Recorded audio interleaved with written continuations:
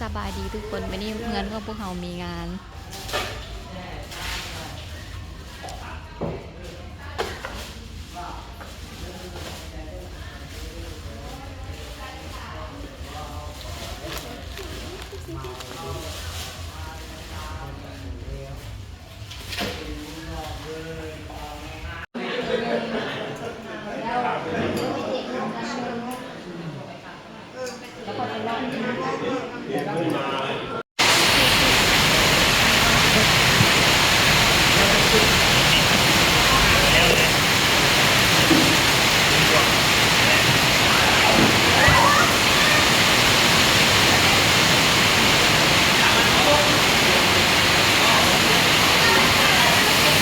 อันนั้นมันเครื่องเคียงมันไงนี่โชยุแล้วก็สมิโอเคใส่น้ำแห้ง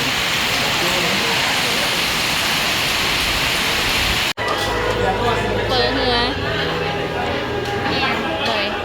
ส่วนนี้เป็นส่วนน้ำซุป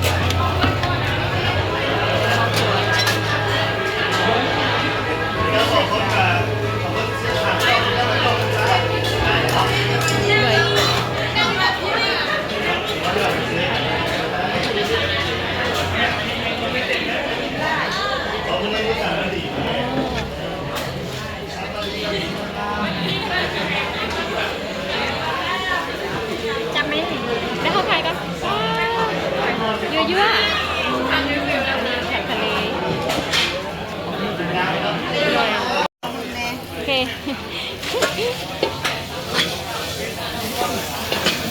ว้าว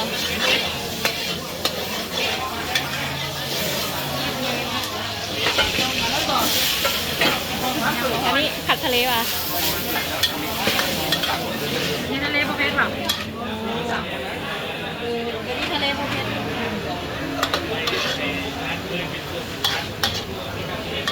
ต้องได้เห็ดไฟฮ้อนๆเนาะว้าผัดก๋วยเตี๋ยวอีกใบนึง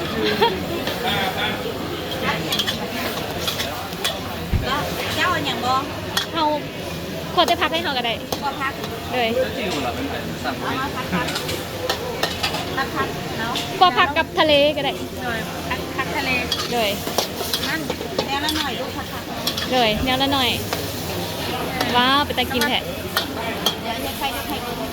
ว้า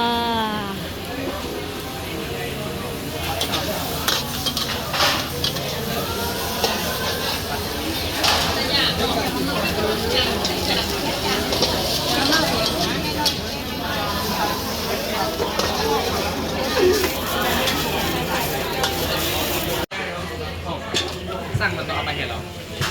สั่งใหม่บอก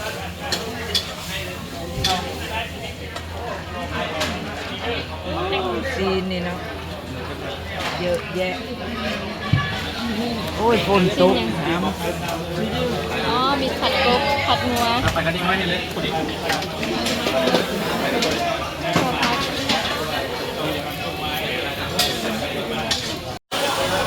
วันนี้งานบ้านของเขามีงานทุกคนก็คือประมาณนี้เลยอ๋อคอนเทนต์ฮอนๆนี่ค่ะวะโอเค1 2 3ว้าวงานวันนี้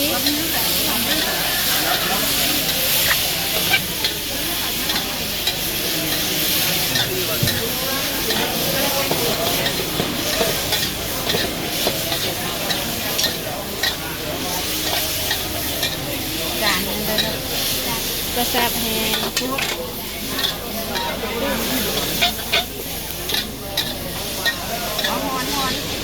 ฮอนได้บ่ได้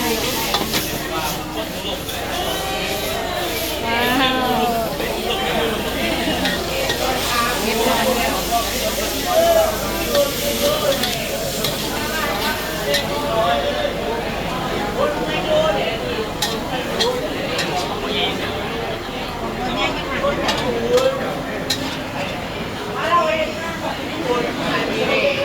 ฮอนป่ะฮอนเด้อจะต้องจับ2 มืออ๋อโอเคเอา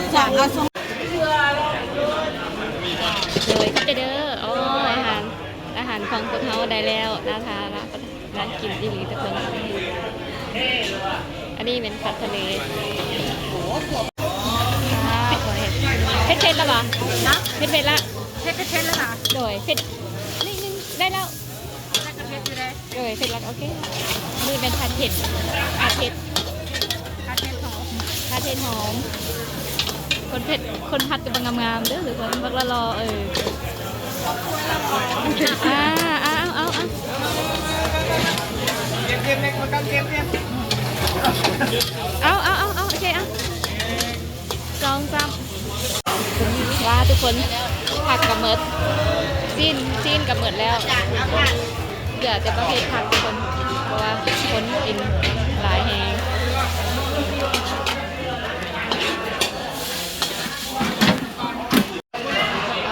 ฮอนเลยซอนให้เขาได้ปะฮะอันนี้ผัดเผ็ดกบผัดเผ็ดกบทุกคน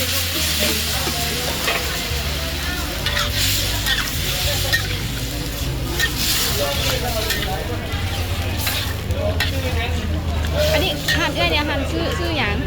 ร้านอาหาร8 หน่วยเจริญโอ้ปะหันอาหาร8 หน่วย8 หน่วยเจริญ หน่วยเจริญโอ้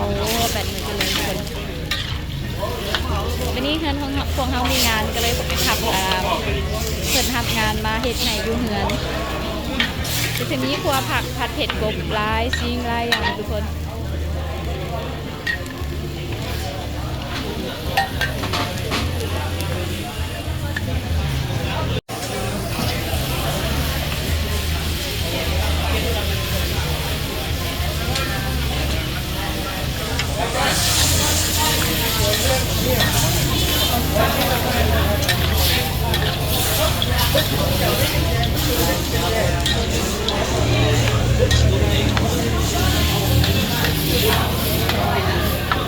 ได้เป็นเจ้าของห้านเองคัดเองเลย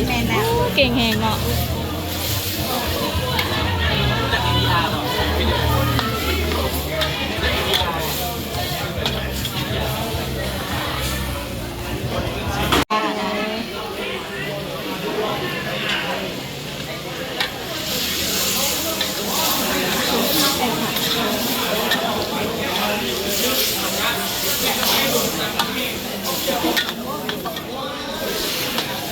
ผัดเผ็ดกบ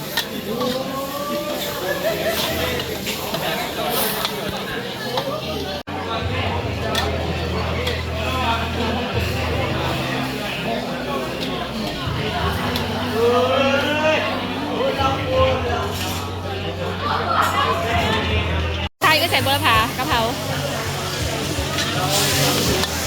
เรียบร้อย